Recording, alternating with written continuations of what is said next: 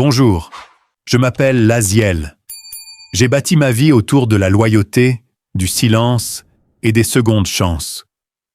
Quand j'ai perdu mon emploi, ma femme a ri, m'a regardé dans les yeux et m'a dit « Tu n'as toujours été qu'un simple remplaçant ». Elle m'a qualifié d'inutile, se moquant de moi devant nos amis. Ce qu'elle ne savait pas, c'est que j'avais déjà créé quelque chose que personne ne pourrait lui ôter.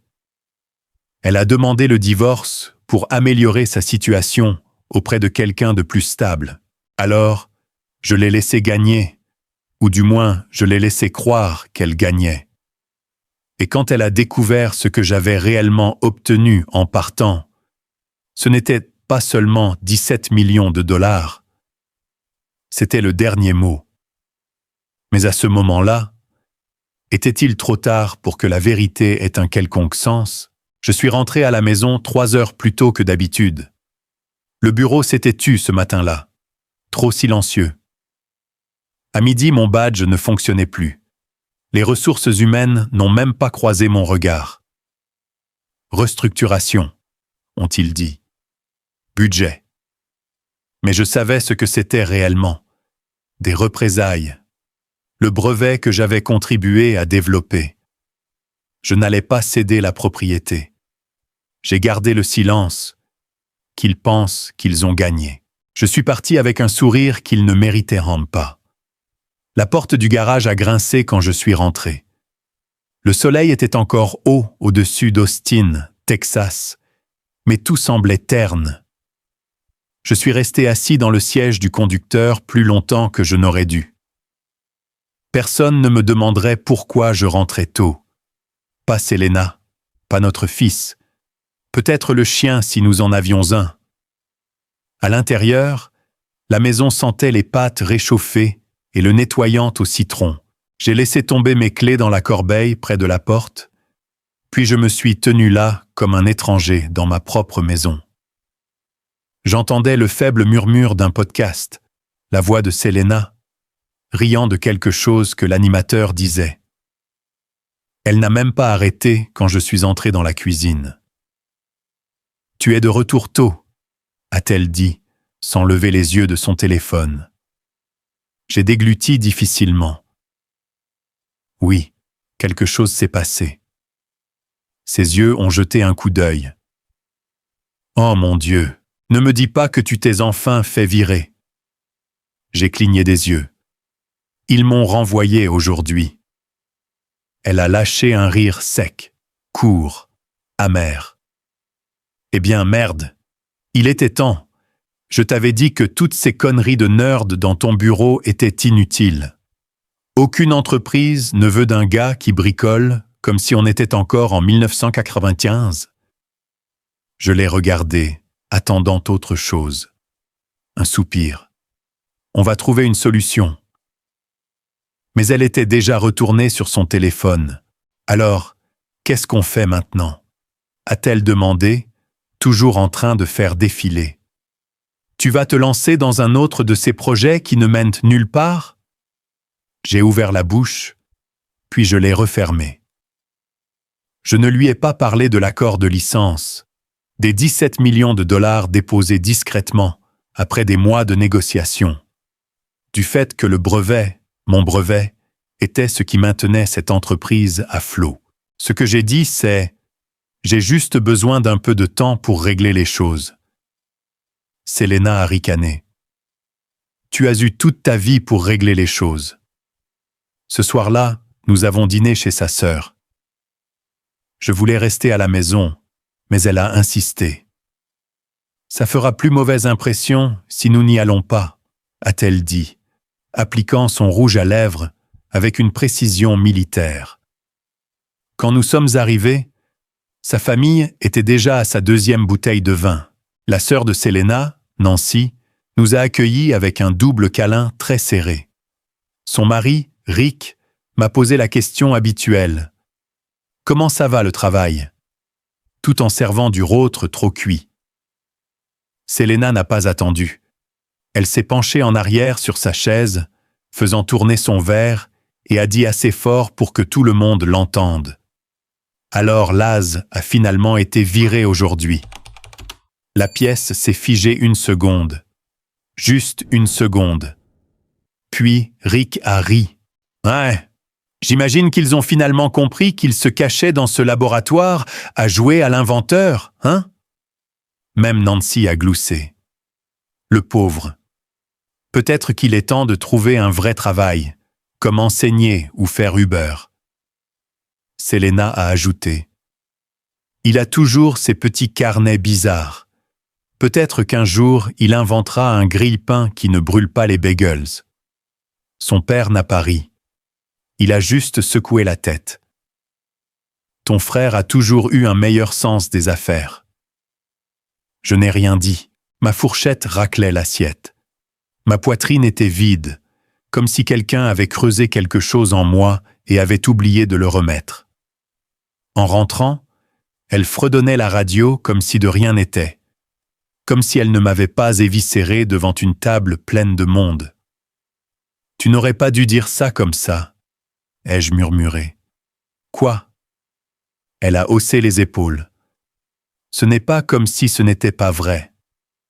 Cette nuit-là, je n'ai pas pu dormir. Je me suis levé, pieds nus, jusqu'au garage. Il sentait encore l'huile et la poussière. J'ai allumé la vieille lampe et je me suis assis sur le tabouret de l'établi, celui qu'elle appelait ma capsule de sauvetage. J'ai ouvert le placard en dessous et j'ai sorti la boîte en bois que je n'avais pas touchée depuis des années. À l'intérieur se trouvaient des croquis aux coins cornés, jaunis par le temps. Mes premières conceptions. Certaines n'ont jamais été construites. Certaines sont devenues des plans pour des choses réelles. J'en ai ramassé une. Un vieil schéma d'un outil de diagnostic médical. Selena disait « Toi et cette boîte, c'est comme des enfants qui construisent des cabanes dans les arbres, sauf que les tiennes coûtent de l'argent. » J'ai entendu ses pas dans le couloir. Elle se tenait dans l'encadrement de la porte, les bras croisés. « Tu t'accroches encore à tes petits rêves, hein ?» a-t-elle dit, d'une voix plate. Puis elle s'est retournée et est partie sans attendre de réponse. Je suis resté là pendant des heures, entouré par les fantômes de ce en quoi je croyais autrefois. Et pour la première fois depuis longtemps, je ne me sentais pas vaincu. Je me sentais calme, toujours à observer, et quelque chose en moi bougeait. Quelque chose que je n'avais pas ressenti depuis des années. Je n'ai pas dormi cette nuit-là. Après que Selena soit partie de la porte du garage, je suis resté assis là, mes mains toujours posées sur le couvercle de cette vieille boîte en bois, le bourdonnement de la lumière au plafond et le léger chant des grillons dehors remplissant le silence qui était devenu si familier entre nous. Il était étrange qu'un mariage puisse encore exister sur le papier et pourtant mourir dans chaque pièce de la maison. J'ai écarté les croquis et j'ai atteint le fond de la boîte. Je me suis souvenu d'une petite clé noire que j'avais rangée il y a des années, à l'époque où je croyais encore en certaines choses.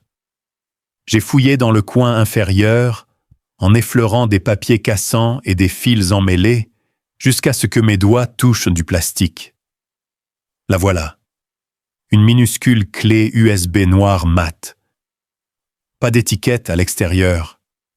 Juste une légère éraflure sur un bord. Je l'ai rentrée, l'ai branchée sur le vieux bureau dans le coin du garage, et j'ai attendu. L'écran a clignoté. Puis, brevet 1971. Prototype laps final. Ma gorge s'est serrée. J'ai cliqué sur les dossiers. Plans, démos vidéo, présentations datées, certaines remontant à 2010, et puis, enfouie à mi-chemin de la liste, se trouvait la copie numérisée du certificat de brevet original. Je me souvenais l'avoir imprimé la nuit où j'ai reçu l'email d'approbation, l'avoir mis dans le bac de l'imprimante pour le montrer à Selena le lendemain matin, mais je ne l'ai jamais fait. Je l'ai déposé seul. Pas de cotitulaire, pas de nom d'employeur, juste le mien. Kath L. J'étais tellement fier, Mais mes frères ont appelé ça une perte de temps.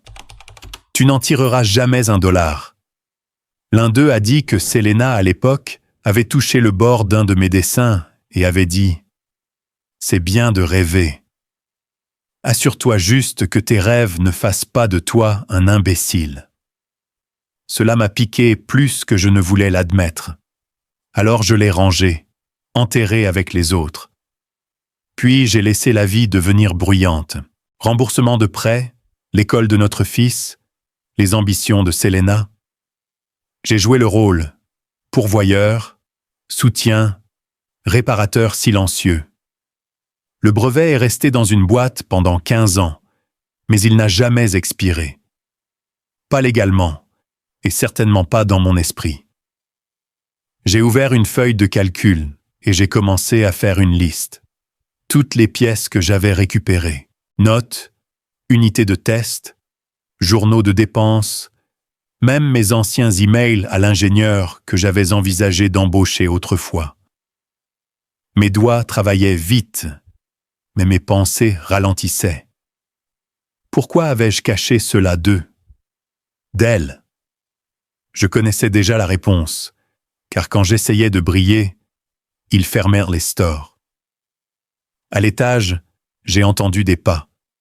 Les planchers ont craqué au-dessus de la cuisine, puis du couloir, puis rien. J'ai supposé que Selena était allée se coucher. J'ai éteint le moniteur et je me suis dirigé vers le bas de l'escalier en écoutant. La porte de la chambre s'est fermée.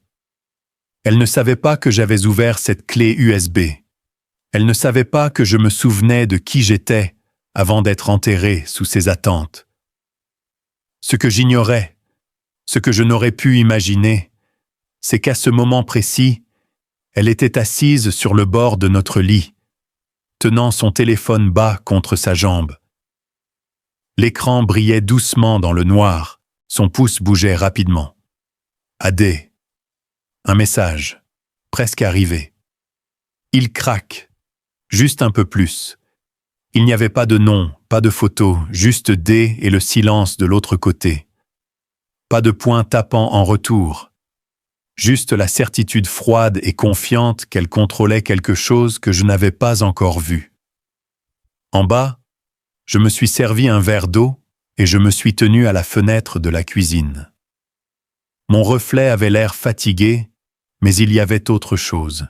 La résolution, pas la rage, pas le chagrin, juste une pulsation constante de détermination. Le lendemain matin, je me suis levé tôt, avant le lever du soleil. Selena était déjà partie.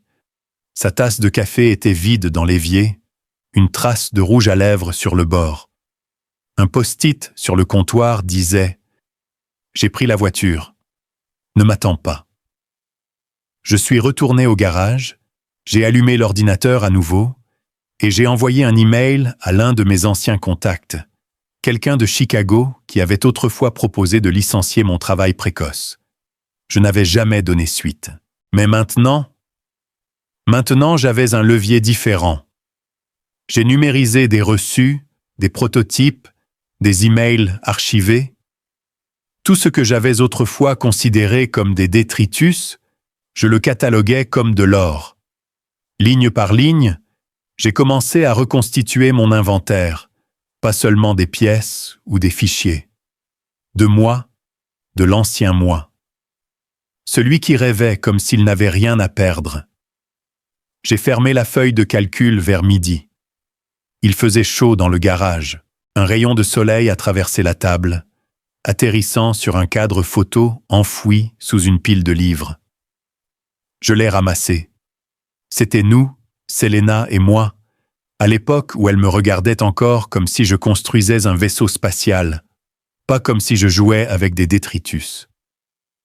Cette photo date du jour où je lui ai parlé pour la première fois du prototype. Elle avait souri à l'époque, mais il y avait déjà du doute dans ses yeux, comme si elle attendait que je trébuche pour pouvoir dire « Je te l'avais bien dit ». J'ai posé la photo face contre table. Il y avait encore tellement de choses qu'elle ne savait pas. Comme je n'avais pas touché à ce compte de messagerie commun depuis des années. C'était celui que nous avions créé à l'époque où nous construisions encore quelque chose ensemble. Ou du moins, c'est ainsi que je le voyais. Nous l'utilisions pour parler avec les fournisseurs, les investisseurs, même le bureau des brevets au début. Puis, comme tout le reste, nous avons commencé en équipe, il a tranquillement disparu dans son rétroviseur. Ce matin-là, je me suis assis devant le vieux bureau dans le garage, les mains encore un peu tremblantes de sommeil. Ou peut-être était-ce l'adrénaline de ces derniers jours. J'ai tapé les informations de connexion, incertain que cela fonctionne. Ça a marché. La boîte de réception était un cimetière.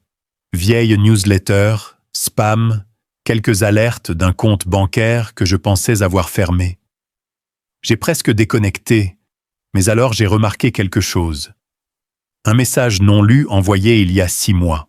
La ligne d'objet, stratégie de sortie, urgente. Je l'ai ouvert. C'était de Selena à un cabinet d'avocat local. Une femme nommée Mélanie B. était la destinataire. Dans le corps, Selena avait écrit « Mon mari n'est plus employé. Il n'a pas de revenus et je soupçonne qu'il n'en aura pas avant un moment.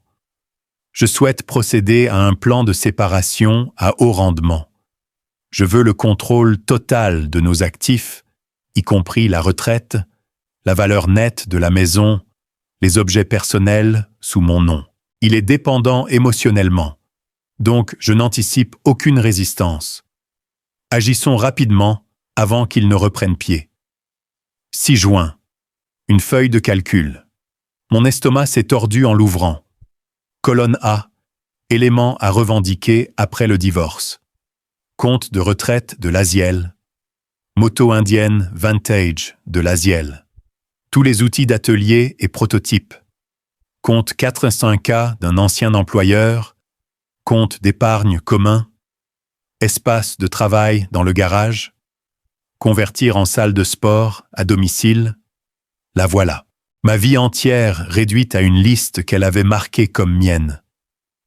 Je me suis penché en arrière sur la chaise, laissant échapper un souffle que je ne réalisais pas avoir retenu. Ce n'était plus de la déception. C'était de la clarté. Une clarté froide et amère. Il ne s'agissait pas d'un mariage brisé. C'était une stratégie. Elle n'avait jamais glissé dans la cruauté. Elle avait planifié sa descente. J'ai minimisé le navigateur et j'ai fixé le mur. Il y a 15 ans, Selena m'avait demandé d'ajouter son nom à tout. « C'est juste intelligent », avait-elle dit. « Nous sommes mariés ? Ne devrions-nous pas tout partager ?» J'ai hésité. Quelque chose en moi a résisté. Mais je me suis dit que ce n'était que des nerfs. « Tu ne te méfies pas de ta femme », me suis-je dit. C'est ce que font les partenaires. J'ai cliqué sur le bouton. J'ai signé les formulaires. Et maintenant, nous y voilà. À l'époque, je pensais construire une vie. Maintenant, j'ai réalisé que je lui avais simplement donné accès, pièce par pièce, à tout ce que j'avais construit. J'ai fermé la feuille de calcul et je me suis levé. Mes doigts tremblaient à nouveau, mais pas de peur cette fois, de retenue. Vers midi, j'ai entendu la porte d'entrée se fermer. Selena était rentrée. Ses talons claquaient sur le carrelage. Elle n'a rien dit, a juste passé devant le garage, s'est arrêtée un instant, puis a continué. Quelques minutes plus tard, un papier a glissé sous la porte du garage. Je l'ai ramassé. C'était une offre d'emploi d'un magasin d'alimentation local. Poste de mise en rayon au salaire minimum encerclé en rouge en bas de sa propre écriture. Plus d'excuses, Laz. J'ai gloussé, bas, silencieux, amer. Je n'ai rien dit. J'ai juste plié et glissé dans ma poche arrière. Plus tard dans l'après-midi, j'ai entendu un ping sur mon téléphone. C'était un email de Rihanna Ellsworth. Je n'avais pas vu son nom depuis des années. Objet. Toujours à travailler sur l'apps. Je l'ai ouvert rapidement. Salut Laziel, je suis tombé sur ton nom sur une vieille liste de contacts. Tu travailles toujours sur l'Apps? Si oui, parlons-en. J'ai quelques personnes dans mon cercle privé à Houston qui financeraient une relance en bonne et due forme en un clin d'œil. Appelle-moi. Son numéro était joint, le même qu'avant. J'ai fixé l'écran, sans bouger, sans cligner des yeux. Elle s'est souvenue. Elle s'est souvenue. Je suis sorti du garage, mon téléphone à la main, passant devant Selena, qui était assise sur le canapé à feuilleter des annonces immobilières. Elle a levé brièvement les yeux, puis a baissé le regard. « À la recherche de ton prochain rêve irréalisable », a-t-elle dit, sans même esquisser un sourire. Je n'ai pas répondu. Le lendemain matin, elle a laissé un deuxième prospectus d'emploi sur la table de la cuisine. Cette fois, pour une entreprise de covoiturage, griffonné en haut. Tu n'es pas au-dessus du travail honnête, n'est-ce pas? J'ai pris une gorgée de café, je l'ai plié proprement et je l'ai jeté à la poubelle. Mais j'ai stocké l'insulte comme toutes les autres. Je n'allais pas craquer. Pas comme elle le voulait. Ce soir-là, j'ai promené le chien autour du pâté de maison juste pour me vider la tête. Peu importe que nous n'ayons pas de chien. J'avais juste besoin de la métaphore. Ma promenade était calme, régulière, mon esprit tout sauf. Je suis entré dans le garage et j'ai composé le numéro de Rihanna. Elle a décroché à la 3e sonnerie. Laziel Cut pensait que tu avais disparu de la carte. Seulement temporairement, ai-je dit. Tu crois toujours en l'Apps, je n'ai jamais arrêté, a-t-elle dit. Tu es prêt à arrêter de te cacher? J'ai marqué une pause. Oui. Elle est rentrée vers 21h ce soir-là, en fredonnant quelque chose faux, avec un sac en plastique dans une main et un brushing impeccable qui n'y était pas ce matin. Son sourire était juste un peu trop large quand elle a franchi la porte. J'étais déjà assis à la table de la cuisine, faisant semblant de trier du courrier qui était resté intact depuis mardi. « Tu es levé tard », a-t-elle dit, en jetant ses clés dans le bol près de la porte. « Je n'ai pas pu dormir », ai-je répondu sans lever les yeux. Elle s'est versé un verre de vin, la bonne bouteille qu'elle avait l'habitude de garder pour les anniversaires ou les dîners de famille, puis s'est appuyée contre le comptoir comme si elle attendait des applaudissements. J'ai rencontré Becca du travail. Nous avons dîné rapidement, a-t-elle dit. J'en avais besoin. Elle ne m'a pas demandé ce que j'avais fait de ma soirée. Elle ne l'a jamais fait. Mais cette nuit-là, pendant qu'elle sirotait et faisait défiler son téléphone, je prenais des mesures qu'elle ne verrait jamais venir. Dans le garage, derrière un tiroir verrouillé de mon vieil établi, j'avais dépoussiéré quelque chose que je n'avais pas touché depuis près de 10 ans. Mon ancien portefeuille Ledger. Je l'ai branché à mon ordinateur portable. J'ai entré la phrase de récupération de mémoire. Un long moment tendu s'est passé. Puis, le solde s'est chargé. Un peu plus de 85 000 $ de crypto. J'avais presque oublié ça, mis de côté quand j'ai fait un projet de conseil avec un groupe de développeurs canadiens. Ils avaient payé la moitié en Bitcoin. Je ne l'avais jamais encaissé. À l'époque, Selena disait que la crypto était de l'argent de Monopoly de nerd et levait les yeux au ciel quand j'en parlais. Ce soir, cependant, cet argent de nerd est devenu mon premier souffle d'air financier. Je l'ai transféré sur un nouveau compte bancaire personnel que j'avais ouvert discrètement ce matin-là. Nouvelle adresse e-mail, nouveaux identifiants, séparés de tout ce que Selena pouvait retracer. Il ne s'agissait pas de vengeance, c'était de la survie. Et cela semblait pur. Le lendemain matin a commencé comme la plupart des matins récemment, un silence mesuré autour du café noir et du pain grillé sec. Selena n'a levé les yeux de son téléphone à aucun moment. Mais quand elle s'est levée et a fait glisser une pile de papier sur la table, elle l'a fait avec la précision de quelqu'un qui termine un coup d'échec. « Qu'est-ce que c'est » ai-je demandé en feuilletant les pages. Accord de séparation, a-t-elle dit en sirotant son café. Cela rend les choses plus claires. Pas de drame, pas de mauvaise surprise. J'ai parcouru les pages, reconnaissant le ton d'une main professionnelle. Elle avait eu de l'aide pour rédiger cela. Les sections étaient donc à soigner.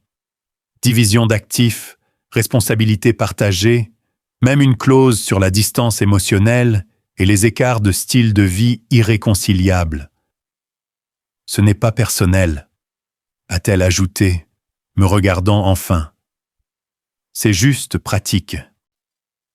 J'ai hoché lentement la tête, avec nonchalance. Bien sûr. Puis j'ai pris un stylo et j'ai signé le brouillon sans demander de modification. Pour la première fois depuis des semaines, je l'ai vue tressaillir. Elle l'a masqué par un léger hochement de tête suffisant et a siroté à nouveau son café comme si elle venait de conclure une transaction commerciale. Mais je l'ai vue, cette petite fissure dans sa confiance. C'est là que j'ai compris qu'elle attendait une résistance, un drame, de l'émotion. Au lieu de cela, mon accord calme, une toile vierge, l'a désarçonné. Parfois, le meilleur piège, ai-je pensé, est celui dans lequel on entre en souriant. Je me suis levé, j'ai rincé ma tasse et je l'ai laissée à table. Elle n'a pas suivi.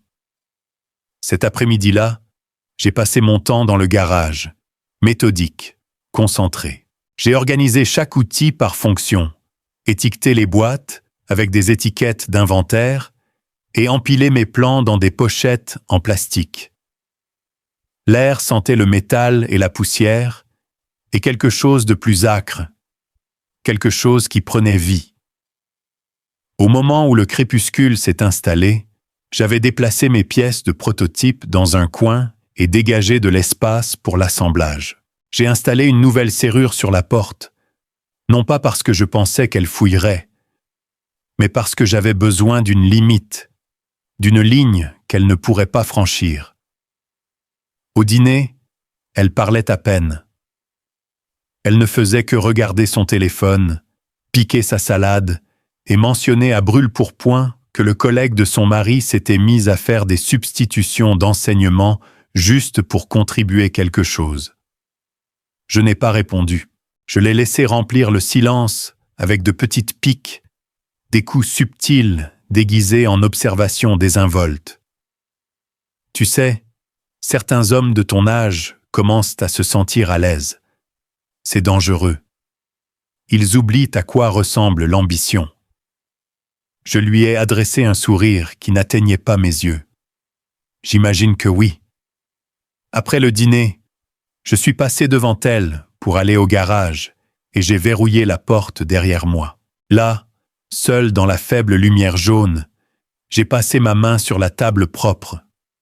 Plans, outils, idées qui comptaient autrefois.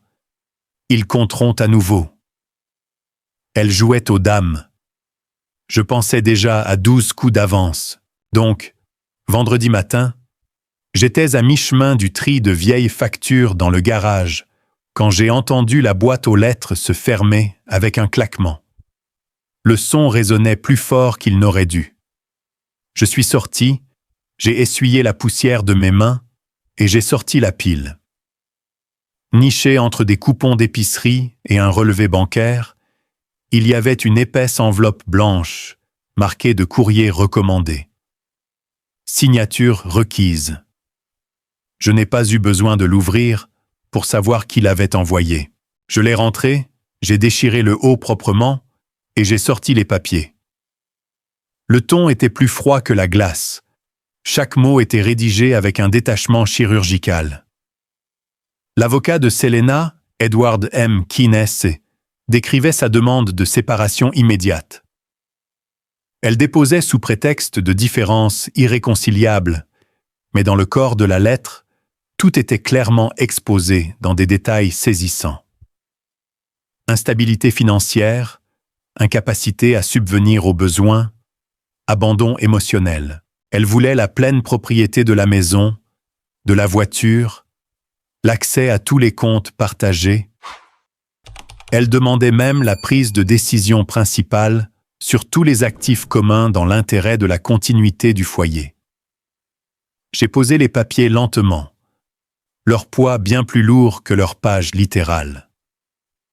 Ce n'était pas juste des papiers. C'était une tactique conçue pour me piéger dans le rôle du mari absent et irresponsable. Mais elle avait mal calculé une chose. Je n'étais pas absent, je regardais. Plus tard dans l'après-midi, j'ai traversé la ville pour voir ma sœur, Marina. Elle vivait dans une modeste maison nichée derrière une rangée de vieux noyers. Dès qu'elle a ouvert la porte et m'a vu, elle n'a pas souri. Elle s'est juste écartée, a hoché la tête une fois et m'a laissé entrer. « Du café » a-t-elle demandé. « S'il te plaît. » Nous nous sommes assis dans sa cuisine, la même où il y a des années, j'avais l'habitude de réparer son Wi-Fi et d'installer ses ventilateurs de plafond. Elle n'avait pas changé d'un pouce, toujours pieds nus, toujours sans fioriture. « Je suppose que ce n'est pas un appel social », a-t-elle dit en me glissant ma tasse sur la table. J'ai hoché la tête. Elle a déposé le bilan. « C'est officiel maintenant. » Marina n'a pas scié. Elle a juste siroté. « Tu vois enfin ce que nous voyons tous. » J'imagine que oui.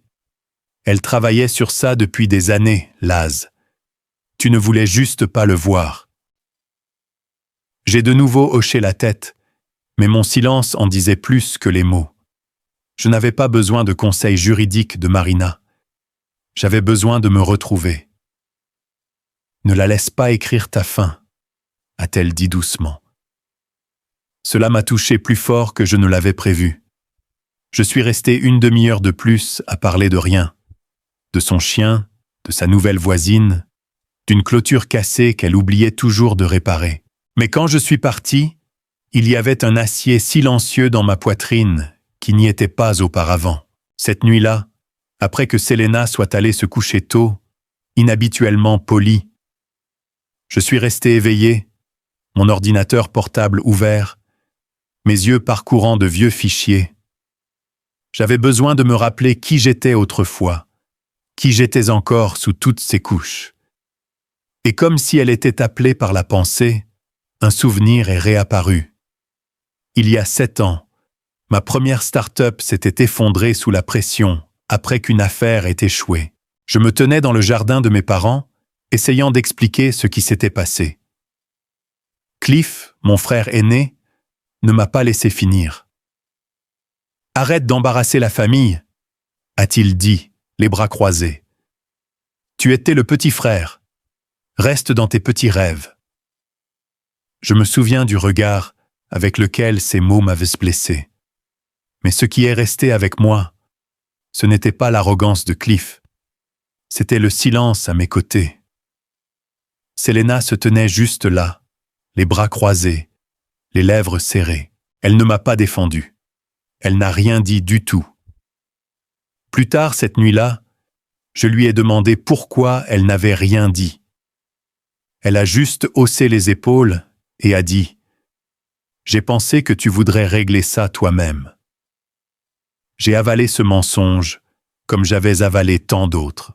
De retour dans le présent, j'ai ouvert mon tiroir et j'ai sorti la seule chose qu'elle avait oubliée qu'elle existait. Le dépôt de brevet original pour le prototype LAPS. Je l'ai étalé sur la table, passant mes doigts sur l'encre délavée. La voilà. Mon nom, Laziel Cut, déposé seul. Pas de copropriétaire, pas d'amendement, pas de droit cédé. Selena n'avait jamais été dessus. Elle n'avait jamais demandé et je n'avais jamais proposé. J'ai ouvert mon email. Il y avait un message d'elle, horodaté 15h17. Objet. Veuillez signer le transfert de propriété.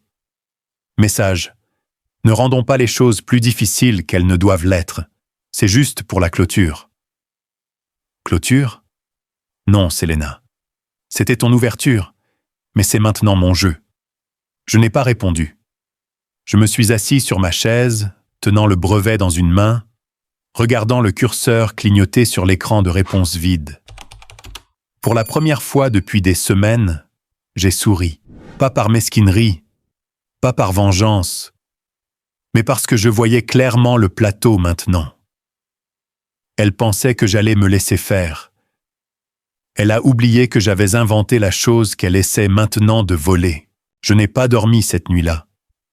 Pas à cause du stress, pas à cause de la colère, mais parce que pour la première fois depuis longtemps, je ne réagissais pas. Je calculais.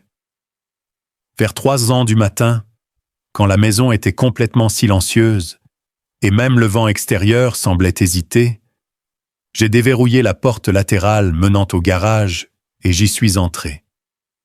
Le sol en béton était encore chaud de la journée. Mes pieds se sont mis en mouvement par mémoire. Dans le coin le plus éloigné, sous une vieille bâche vert armé, se trouvait le coffre-fort que je n'avais pas ouvert depuis des années. J'ai composé le code à 6 chiffres, l'anniversaire de mon père, quelque chose que personne ne devinerait comme étant important pour moi, et j'ai ouvert la porte. La voilà, épaisse, usée, la reliure noire. Les bords étaient courbés. La couverture avant avait encore la légère tache de café brun que j'y avais laissée la nuit où j'avais soumis le brevet. À l'époque où je pensais que la partie la plus difficile de la poursuite des rêves était le risque, pas les gens que vous alliez emmener en balade.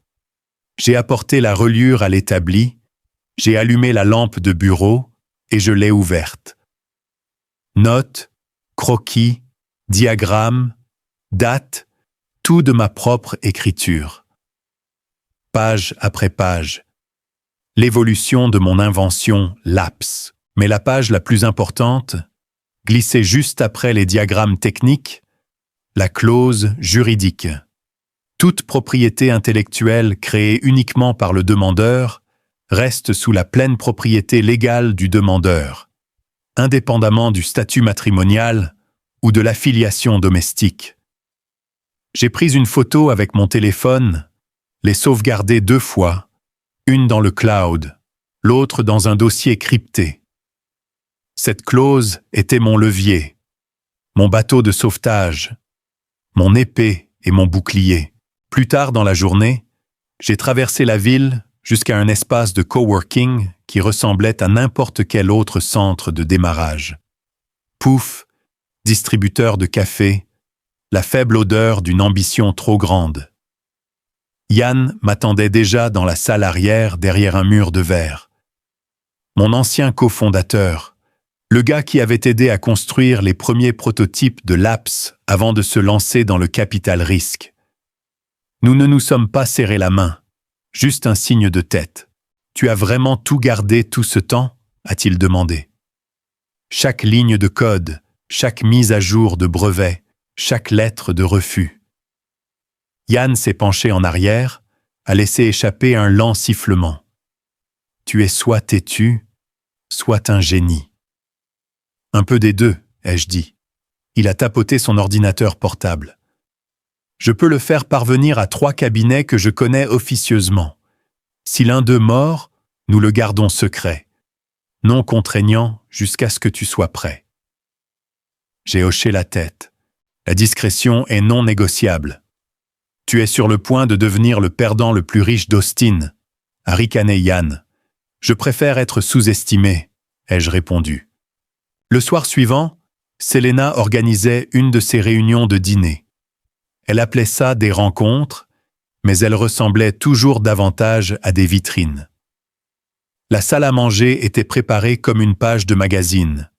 Serviettes en lin, bougies à la romarin, un plateau de charcuterie avec plus d'étiquettes que je ne pouvais en lire. Je suis resté silencieux pendant la majeure partie de la soirée, sirotant un ginger ale tout en l'écoutant raconter sa version de notre vie. Il est un peu perturbé ces derniers temps, leur a-t-elle dit, d'une voix douce et inquiète, comme une épouse dévouée qui fait de son mieux.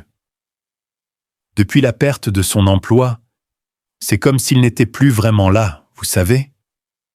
Ils hochèrent tous la tête, avec des sourires sympathiques autour d'eux. Une amie lui a même proposé le nom de son thérapeute. Selena a poussé un petit soupir dramatique. Je veux juste ce qu'il y a de mieux pour nous deux. J'ai fait le silence, regardant chaque tressaillement, chaque regard de travers, chaque pause calculée dans son discours, la laisser construire le récit. La laisser se faire passer pour une victime. Ce genre de performance, cela a toujours un prix. Cette nuit-là, après que le dernier invité soit parti et que la vaisselle soit empilée dans l'évier, la sienne intacte comme d'habitude, je suis retourné au garage, mon sanctuaire. J'ai verrouillé la porte derrière moi et je me suis mis au travail. D'abord, j'ai vidé le tiroir supérieur de mon établi, j'ai tapissé le fond de mousse. Ensuite, j'ai glissé une seule feuille, une copie imprimée de la clause du brevet, signée, datée, notariée. J'ai placé une caméra au-dessus de l'armoire, cachée, bien orientée, déclenchée par le mouvement. Ce n'était pas pour obtenir des preuves, c'était pour la tranquillité d'esprit. Je ne m'attendais pas à ce qu'elle fouille. Je savais qu'elle le ferait. Ce n'était pas une vengeance, ce n'était pas de la paranoïa, c'était de la documentation, c'était de la survie. Dans une guerre, elle a commencé à penser que je ne saurais pas me battre. Et alors que je fixais ce tiroir, la lueur de la petite lumière rouge de la caméra se reflétant faiblement sur la poignée métallique, je savais une chose avec certitude. Elle jouait avec la foule. J'en avais fini de jouer gentil et 3 jours se sont écoulés sans un mot de Selena. Je n'ai pas demandé où elle passait ses soirées. Je me fichais de ce qu'elle murmurait dans son téléphone à huis clos.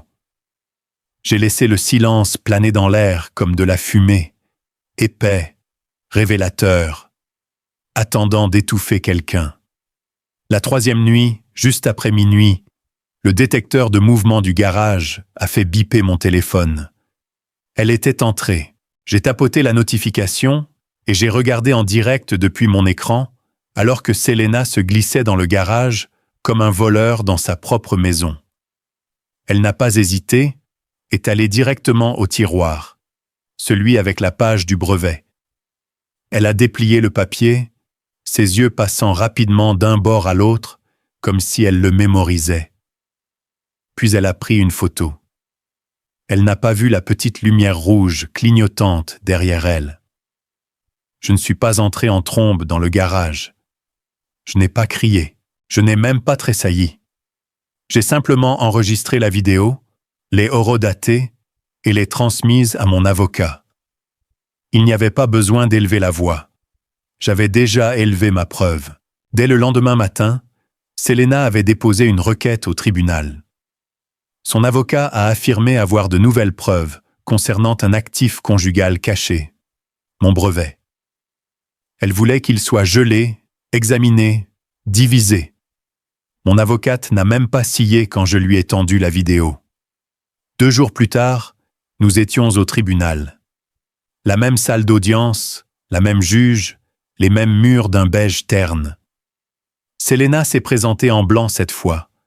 Symbolisme peut-être, ou juste de l'arrogance. Son avocat avait ce dynamisme habituel, comme un homme qui pensait que la ligne d'arrivée était à portée de main. Nous avons pris nos places. La juge a jeté un coup d'œil aux documents et a ajusté ses lunettes. « Monsieur Kurt, votre réponse ?» Je me suis levé calmement. « Votre honneur, j'accepte toutes les conditions. La propriété, la maison, la voiture, elle peut les avoir. » Il y a eu un murmure derrière moi. Confusion. L'avocat de Selena a même cligné des yeux quelquefois, comme s'il avait mal entendu. « Tout ?» a-t-il demandé. « Oui », ai-je dit. « Tout ce qu'elle a demandé. » Selena a légèrement incliné la tête. « Pourquoi ?» Je me suis tourné vers elle, nos yeux se rencontrant pour ce qui semblait être le premier moment honnête en des mois.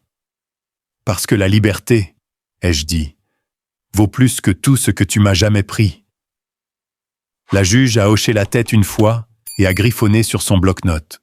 Et voilà, c'était fait. Dehors, le soleil frappait fort. Selena a marché quelques pas devant, ses talons claquant sur le trottoir du palais de justice. Elle n'a rien dit jusqu'à ce que nous atteignions le bord du parking. « Finalement, libre de toi », a-t-elle marmonné avec suffisance. Un sourire aussi tranchant que du verre s'est formé sur ses lèvres. Je n'ai pas répondu tout de suite. Je me suis juste tourné vers elle, baissant la voix. « Dis à ton avocat de chercher le brevet sur Google cet après-midi. » Elle s'est arrêtée en plein mouvement. Son sourire a légèrement vacillé. « Quoi ? » ?»« Tu le découvriras, » ai-je dit, me retournant déjà vers ma voiture. Je suis rentré en début d'après-midi. Je n'ai pas fait grand-chose. Je me suis juste assis dans le garage avec une tasse de café et j'ai laissé le calme m'envelopper. Le vent dehors a cogné une feuille contre la fenêtre encore et encore comme un doux rappel. C'est réel. C'est enfin fini. Vers 17h30, mon téléphone a commencé à s'allumer. D'abord, c'était son avocat. 3 appels manqués, puis un texto. « Nous devons parler. Urgent. » Puis Selena est arrivée. Son numéro a clignoté 5 fois en moins d'1 heure. Puis, un message vocal. Puis un autre. Je n'ai pas répondu. Vers 19h01, j'ai ouvert Facebook par curiosité. Là, c'était son premier post depuis des jours. Certaines personnes sont des maîtres de la tromperie. Je suppose que nous ne savons jamais vraiment qui sont les gens. Puis sont venus les commentaires vagues des amis. « Tu vas bien ? Appelle-moi. » Quoi qu'il en soit, tu ne mérites pas ça. Le podium qu'elle avait construit s'effondrait. Le scénario réécrit. Le public confus, peut-être même retourné. Et moi ? Je n'ai rien dit. Je n'avais pas besoin de le faire. Elle a tout abandonné pour l'illusion du contrôle. Et maintenant, elle devait accepter le silence qu'elle avait autrefois utilisé comme une arme. Je me suis penché en arrière sur ma chaise, l'air autour de moi enfin calme. Pour la première fois depuis des années, je ne réagissais pas à elle. Je ne me précipitais pas pour défendre, expliquer ou m'excuser. J'étais juste, et même 17 millions de dollars ne pouvaient pas tout guérir. Mais j'avais ce qu'il fallait pour recommencer. Le matin après le tribunal, la maison semblait étrangère. Ce n'était pas le silence. Je m'y étais habitué. C'était l'immobilité. Aucune performance à l'horizon. Pas de paroles acerbes attendant derrière un sourire. Juste de l'air vide et des cartons. J'ai erré de pièce en pièce, sans vraiment chercher quoi que ce soit, laissant simplement les murs respirer. Dans le coin du couloir, coincé derrière l'ancienne armoire que nous n'avions jamais déplacée, je l'ai trouvée, une petite masse d'argile peinte, ébréchée sur un bord, mais toujours intacte. Le bateau de rêve. Ma fille l'avait fabriqué en 3e année, l'appelant le bateau de papa pour la lune. Je me souviens de la nuit où elle me l'a donné, rayonnante, les joues saupoudrées de farine, d'avoir aidé Selena à faire la cuisine. À l'époque, les disputes n'avaient pas encore commencé. Ou peut-être avaient-elles commencé. Et je n'étais pas à l'écoute. Je me suis assis sur le bord de l'escalier, avec dans ma main, enlevant la poussière avec mon pouce. Un jour, lui avais-je dit cette nuit-là, je construirais quelque chose d'assez grand pour nous tous. Maintenant, j'ai regardé le petit bateau et j'ai murmuré « Je l'ai fait ». Pas comme je le pensais. Vers midi, mon téléphone était plein de messages non lus. Pas de Selena. Elle était devenue muette après avoir découvert ce qu'elle avait signé. Mais les amis communs commençaient à sortir de leur culpabilité. Un message de Paul, un gars que nous avions l'habitude de voir lors des barbecues du week-end, disait simplement « Je ne savais pas. Je suis désolé d'avoir supposé. Ah non, un autre est venu de la scie. qui avait posté des émojis de soutien sur toutes les mises à jour de chagrin de Selena il y a seulement 2 semaines. « Hey, si jamais tu veux prendre un café, parler ou ne pas parler. » Je n'ai pas répondu. Certains offraient de la sympathie, d'autres voulaient des potins, et quelques-uns, je pense, avaient juste peur d'avoir soutenu la mauvaise version de l'histoire. Quoi qu'il en soit, je n'étais pas intéressé à rouvrir ses plaies. Selena était partie de la ville il y a 2 jours. Elle avait déménagé chez une cousine au Nouveau-Mexique, a dit quelqu'un.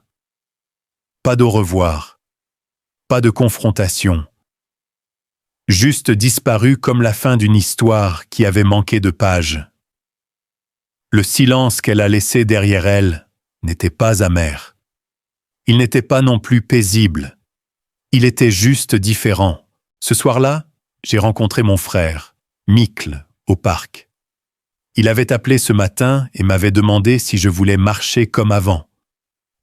Nous nous sommes assis sur un banc en bois qui donnait sur l'étang, les canards effleurant l'eau, quelques enfants jetant des cailloux. La brise portait l'odeur de l'herbe fraîchement coupée et des hot-dogs grillés lointains de la cour arrière de quelqu'un. Mikl a siroté d'une tasse en polystyrène et a finalement dit « Tu referais tout de la même manière si tu pouvais revenir en arrière ?» J'ai regardé l'eau en pensant « Oui », ai-je répondu. « Mais plutôt, a-t-il dit doucement, tu as trop attendu. » J'essayais de croire le meilleur d'elle, ai-je dit. « Non, a-t-il répondu gentiment. Tu essayais de ne pas décevoir ta fille. » Ça m'a touché plus fort que je ne l'avais prévu.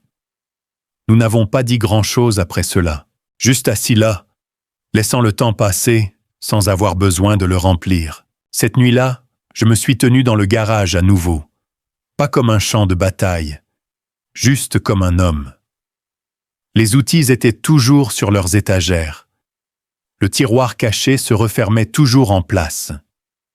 Et à l'intérieur de ce tiroir, j'ai gardé la page, mes griffes de brevet, non plus comme une arme, mais comme un rappel. Dans une petite boîte à côté, j'ai placé le bateau de rêve, sa coque tordue, la peinture écaillée, mais c'était le sien et le mien. Et aucune décision de justice ne pouvait toucher cela. Je suis en thérapie maintenant. Vraie thérapie. Pas seulement lire des livres d'auto-assistance entre les catastrophes. J'ai appris à mieux écouter. J'ai appris à parler à ma fille sans lui demander de choisir son camp.